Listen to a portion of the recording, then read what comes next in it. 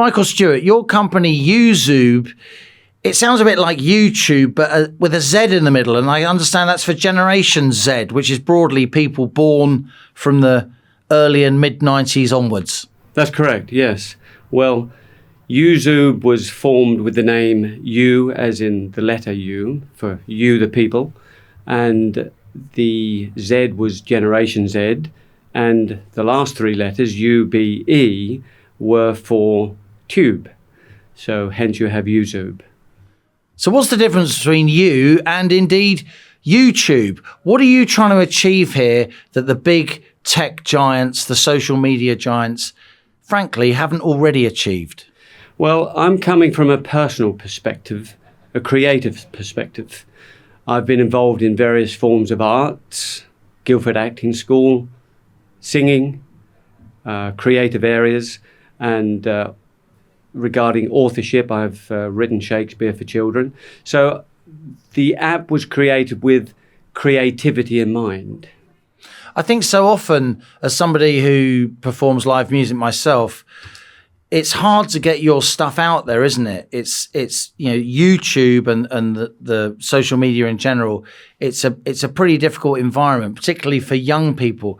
So what is it about Uzoob that you hope can harness creativity and give particularly younger people a better, safer experience, perhaps a more lucrative experience as they put their stuff out, if it's live music performances, if it's photography, other types of artistic content out there for the world to see? Well, Uzoob is basically for the creative people. Of course, you can take any subject and make it creative, but the creative aspect is so people can upload their content in a micro form to begin with, and photographs, of course, and get exposure for their creativity, but at the same time, possibly get some gift funding for it from people who are following those artists or creative makers. Because at the moment, a lot of people creating content, they'll ask for donations on sites like Patreon. Others are available, of course. But your model combines getting your stuff out there with raising finance for it. Well, yes, there's also a gift platform on there. So if a follower of a Uzoober decides they like that content that the creator has created, then they may well want to gift them some small amounts of money, which will help the creator to move forward. So tell us about your journey and where your business currently is as we speak today here in the GB News studio. Okay, well, Uzoob was created about 2.5 years ago, just before lockdown. And as lockdown came along with COVID, I decided to put all my energy into Uzoob and start to have it developed, both in iOS and Android.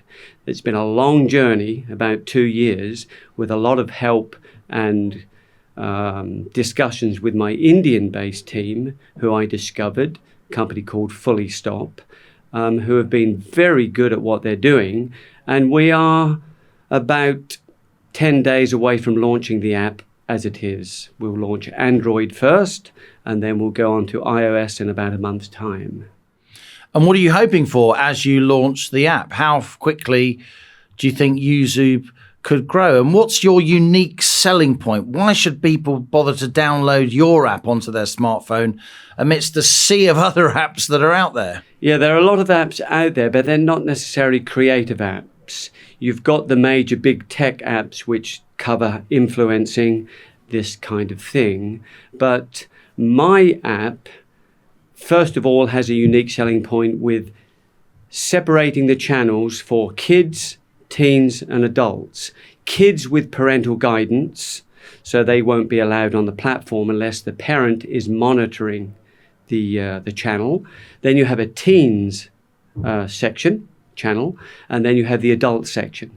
So they are directed at 3 different groups, and those groups can aim their content to their subscribers or their followers.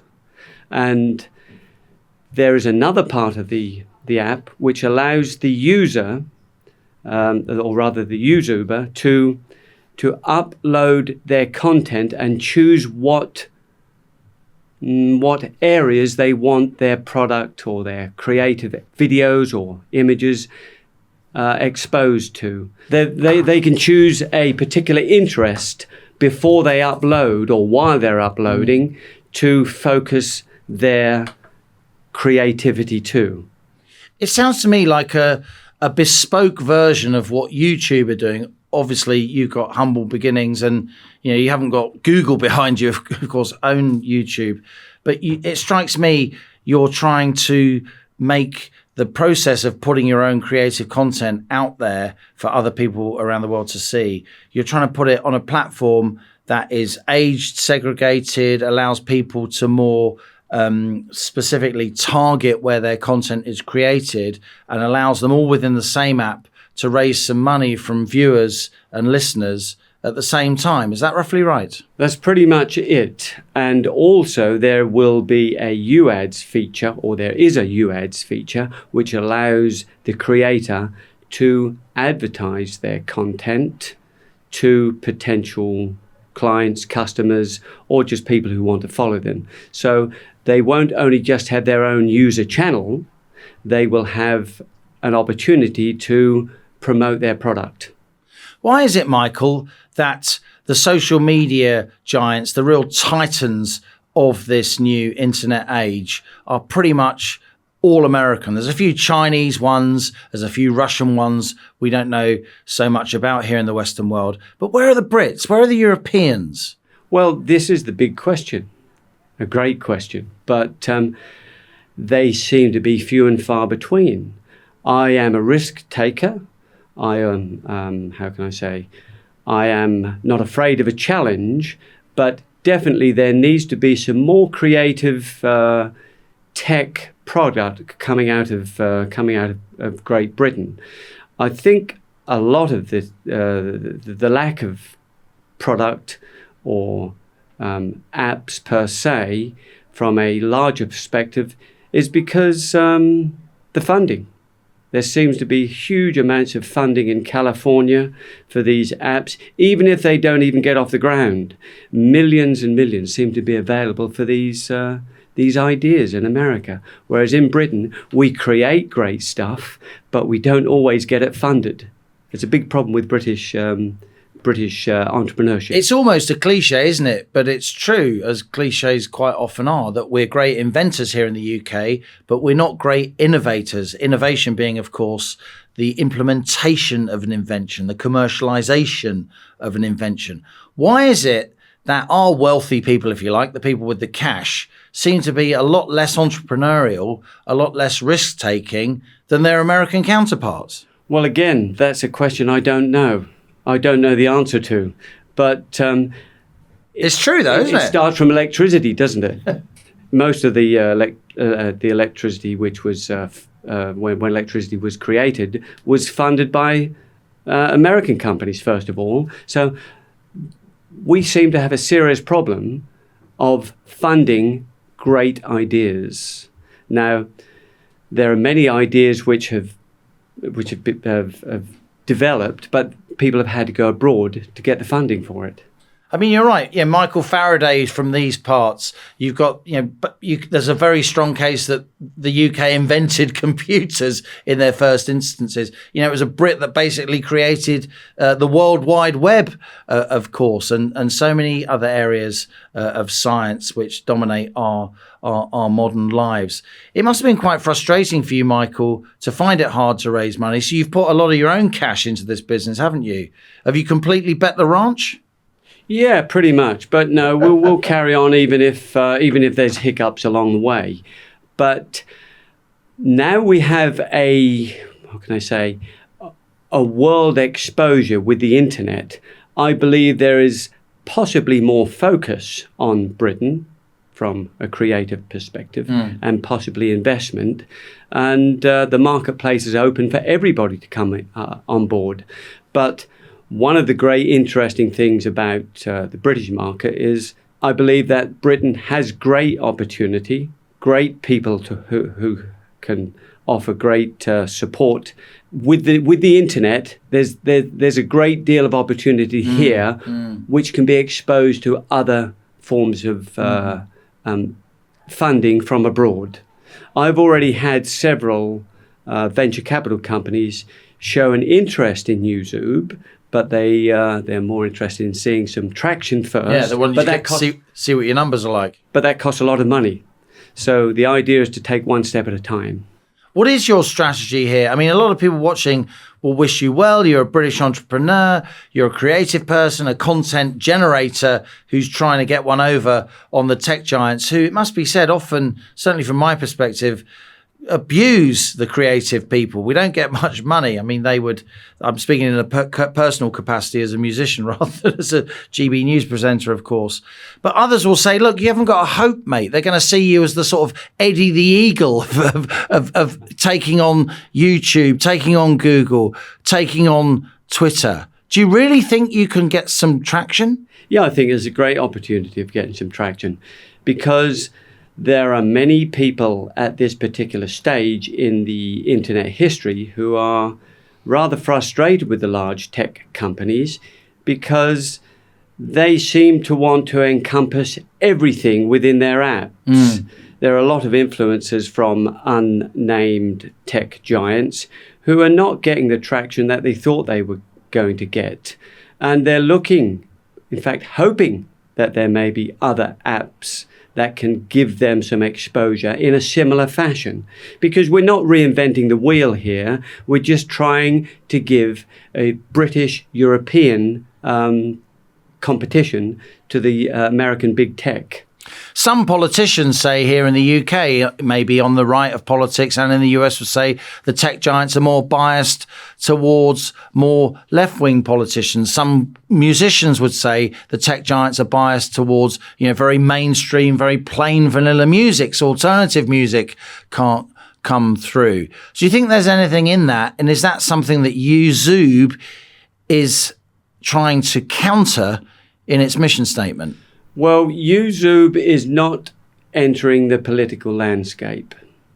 YouTube is purely a creative app for any person who's creative that wants to get their content shown in a creative way where there is some space for their content to be seen and not be swamped by these massive tech platforms where anybody new coming into the marketplace can hardly get any traction. So in order for that not to happen, if I'm a big content creator and I want my stuff on YouTube, can I pay you to put it on YouTube? And if I can pay you to put it on YouTube and promote it on your platform, which you will control, doesn't that counter your original argument? Couldn't you then swamp independent content creators? Well, at the moment, we won't be looking for paid content.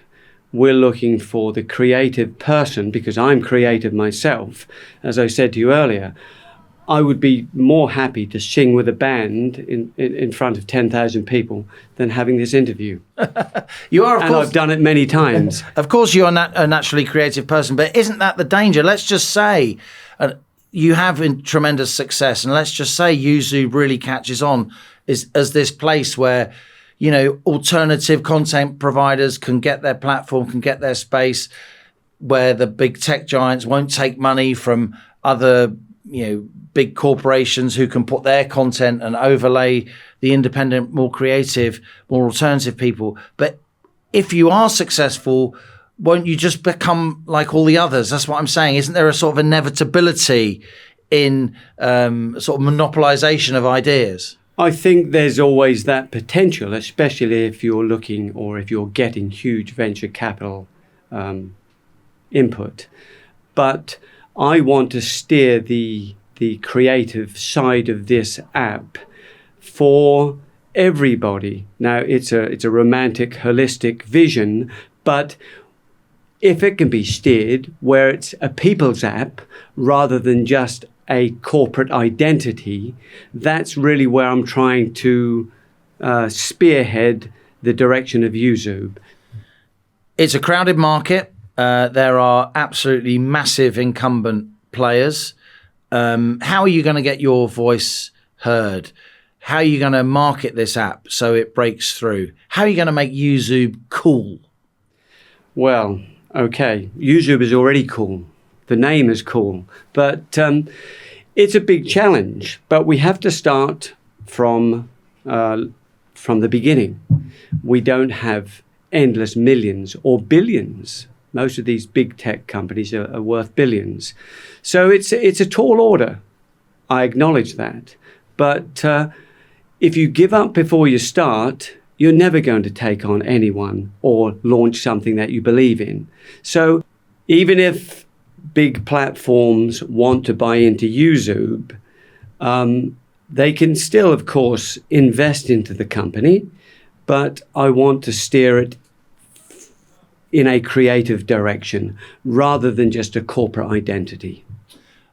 I guess a danger is, Michael, if you develop features and aspects of YouTube that prove popular. You're talking about age delineation, certain safety features, which I know you've outlined in your sort of investment pitch. The wallet that allows contributions so people don't have to use separate crowdfunding platforms to generate money for their content. They all sound like really interesting ideas, but if they work, what's to stop the tech guys just pinching them and bolting them on to their platforms? Nothing. Absolutely nothing stopping them to do it. But as I say, some of the USPs in YouTube, the unique selling points, they would have originated from YouTube. As I say, I don't think there's anything you can do to stop people pinching ideas, because these large tech platforms are pinching each other's ideas as we speak. It's a question to see if people will embrace YouTube for what it is. It's a startup. There will be hiccups.